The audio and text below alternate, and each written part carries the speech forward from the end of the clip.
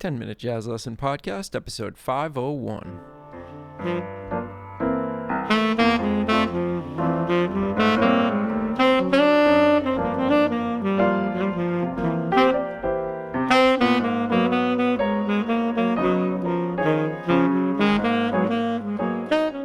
Hey everybody, as always, before we dive into the episode, just wanted to remind you all of these episodes are available as YouTube videos on my YouTube channel. So just go on YouTube and search for my name, Nick Maynella. It should be the latest video on the channel. So if you want to see any of these examples that I'm talking about, I always put them on screen, and there are always other visual aids for you. Also, all of the stuff that we talk about in these episodes is always available as PDFs with backing tracks, trading tracks, all kinds of good stuff over on our site, Jazz School. Sign up to support the show with a small monthly donation, and you get everything we talk about in a ready-made package so you can start practicing right away. If you want to know more about that, just click the link in the description, and it will take you over to Jazz School. You get signed up, and then you can decide whether you want to support the channel or not. All right, let's get on to the episode. So let's continue our study on building vocabulary using this great scale exercise from Barry Harris. If you haven't caught part 1 of this series, do suggest going back and watching that, but this one will stand on its own and you can learn something from it no matter what. Okay, so let's review and get back in our ears the original Barry Harris scale exercise. Now, it's also been pointed out to me that I was misremembering the way that Barry taught this exercise, so we're going to change it. It's only a slight change. It's actually 2 notes. Barry used actually the major scale in bars 7 and 11. So we're just going to adapt it so that we're doing what Barry actually taught. It's not going to change much, but I do believe in the importance of, if we're going to study Barry, we have to do what he did. So this is an F blues, and this is the exercise, no frills.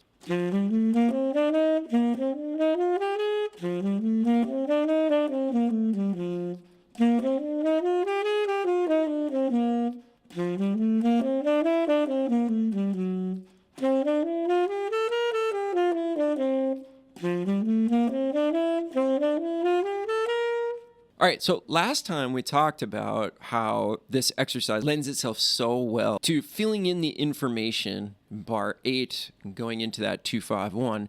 But there's another place in the blues that I think is really, really important as you get more advanced to understand, is a point to create tension and release. And that's bar 4 going into bar 5. If we want a little bit more harmonic and melodic forward motion, we want to treat that bar 4, not as a 1 chord, but as a 5 of 4. So F being the 5 of B flat. And it's a great opportunity to create some interest, some tension and release, and like I said, some forward motion. So let's investigate how we can do that. If you watched last episode, you remember that what I like to do is I like to test what I can hear. So let's see what I hear there.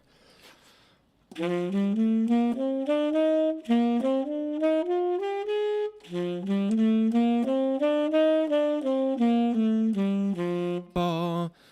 ba, doo, boo, doo, boo, be, ba, boo, boo, boo, boo, ba, ba, da, boo, da, ba, boo, da, boo, da, ba, ba, ba, doo, ba, doo, ba, de, ba, doo, ba, doo, ba, ba, ba, doo, boo, da.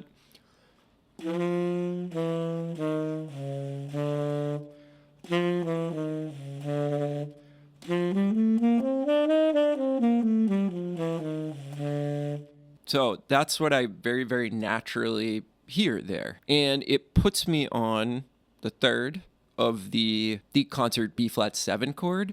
So that's kind of cool because now I have to play something different in that bar. I'm not just going to play up and down the scale like in the original exercise. Puts me somewhere different. Therefore, I want to play something different. And as always, I'm going to use my ears to figure out what that is. So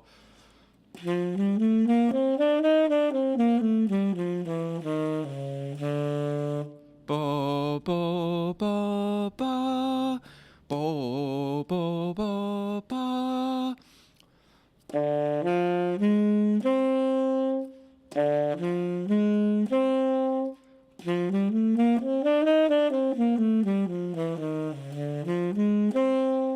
Ba bo bo do be ba ba ba ba.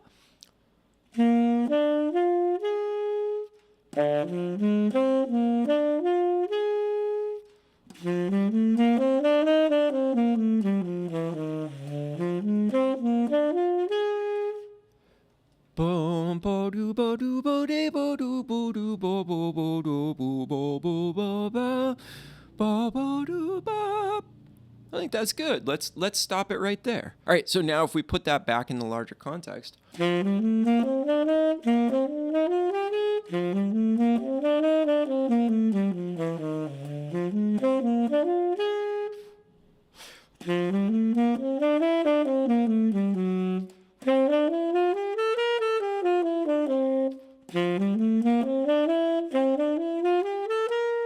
Yeah, actually really like that. And again, it was something that I could hear. So now I'm putting fingers to something I can hear. But it gets even better because didn't we already write some vocabulary for bar 8 going into 9 and 10? So now I have the new stuff that I wrote for myself, bar 4 going into bar 5, but I also have some of that other material that I wrote for myself last episode.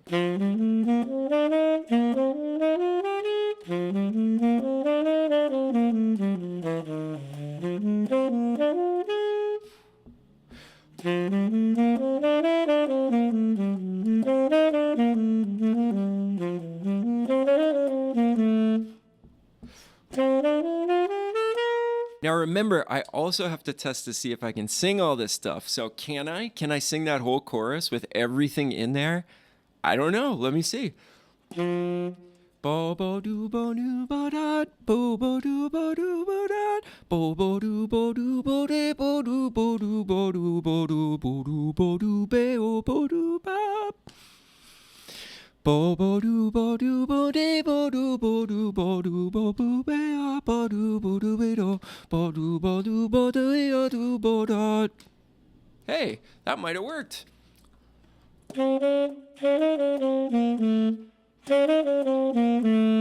Now, I'm sure I got off pitch-wise, intonation-wise as I went through there. It also sounded horrible. My voice is like really shaky up in that upper register.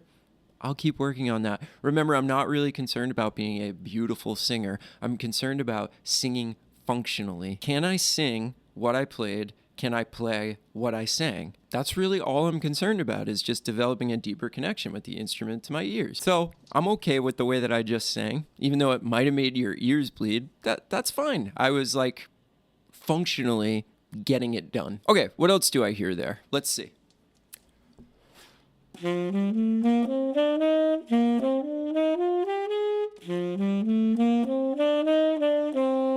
Bum, ba, ba, be, be, do, de, bo, bo, be, do, de. Bo, bo, be, do, de, ba, do, do, dot, bo, do, de, do, de, do, do, do, dot.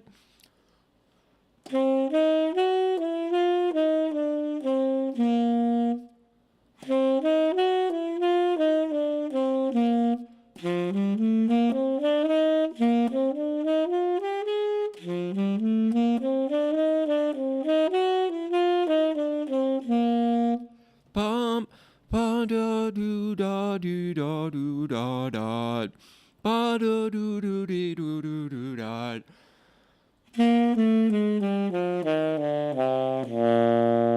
Bo bo bo be be dot.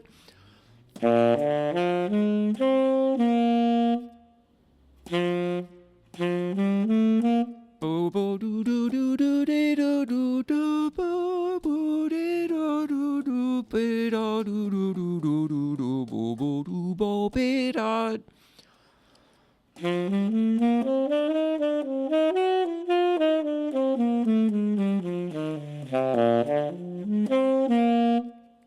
One of the things that's striking about that is that I actually used some other Barry Harris stuff. So when I landed back on the concert B flat on the downbeat, I heard one of Barry's descending bebop scale things, right? His descending half step rules. So I just heard that and played right down that scale. And then when I got down to the bottom of it, I heard an arpeggio going up all the way to the ninth.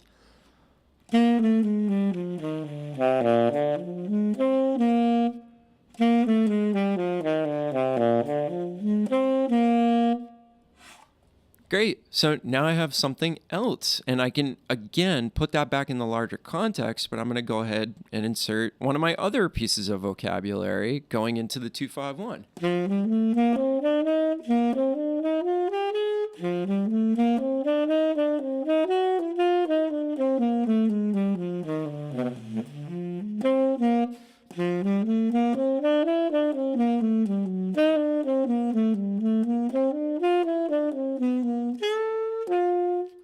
Okay, so can I sing it?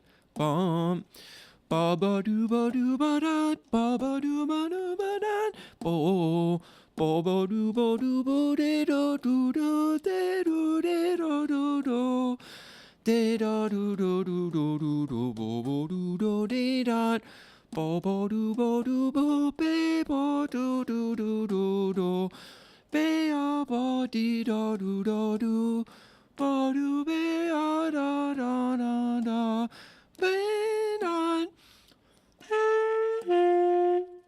stayed pretty close, pretty out of tune. So I do want to go back and work on singing that in tune. That will be important. But I did an okay job. That was a lot of material to sing. And as I did go back and check on it, I realized I was doing some stuff that was not so great. So I would go back and work on that. All right, let's hear that one more time.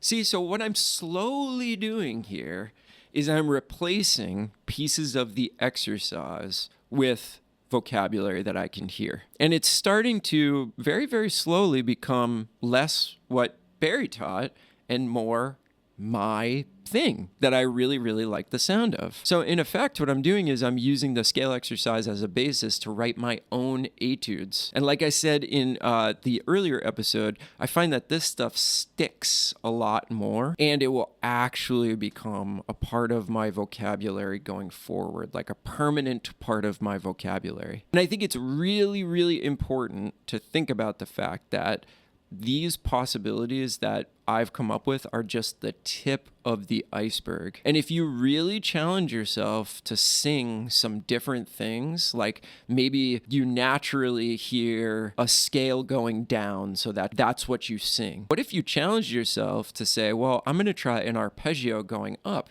Can I sing that? Or if I think about an arpeggio going up, what do I sing? What do I actually hear in terms of an arpeggio going up? You might actually surprise yourself with some of the stuff that you can hear. And that's what we're after, right? And as always, if you run into a spot where you don't hear anything, run back to the records, pick a solo from somebody that you love over a blues and just learn to sing it. And through that process, you'll really start hearing some new stuff. It's kind of impossible not to if you can sing the solos. Okay, so as usual, I will have the stuff that I came up with available to all the people supporting this channel so that you have some inspiration and a place to start, a thing to practice singing to get this process rolling. And like I said, I provide that to all the people who support the channel in the form of a very, very small monthly donation. And believe me, we're not making a ton of money off of YouTube ads here. Plus, you get ad-free versions of every single video that I put out. So if you want to avoid the ads, get all the supporting materials to these lessons, and make sure we can keep putting videos like this out, hit the link in the description, sign up for your free membership to my online jazz education platform, Jazz School, and then once you're in, you can decide whether you want to support the channel or not. So, hope this was valuable to you. If you like this lesson, make sure you like and subscribe and turn on notifications so that you never miss anything from us. I'll see you in the comments below. As always, thanks for hanging, everybody. We'll see you on the next one. Bye. Bye.